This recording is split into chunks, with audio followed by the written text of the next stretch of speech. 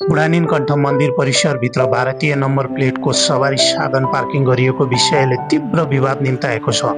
मन्दिर परिसरभित्र सवारी साधन प्रवेश निषेध हुने स्पष्ट व्यवस्था भए पनि उक्त नियमको उल्लङ्घन भएको घटनापछि स्थानीय जनता आक्रोशित बनेका थिए। घटनापछि मन्दिर व्यवस्थापन, स्थानीय समुदाय र सरकारवाला निकाय बीच आरोप प्रत्यारोप तीव्र बनेको थियो।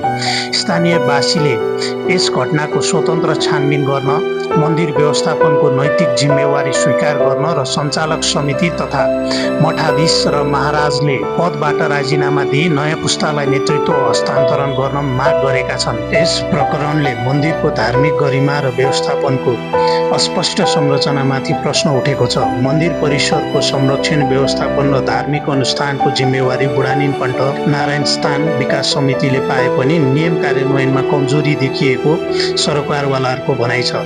नेपालकै प्रमुख धार्मिक तथा सांस्कृतिक सम्पदा मध्ये एक मानिने बुढानीलकण्ठ मन्दिरको गरिमा जोगाउन सरकारवाला निकायले गम्भीरतापूर्वक पहल गर्नुपर्ने स्थानीय समुदायको माग छ।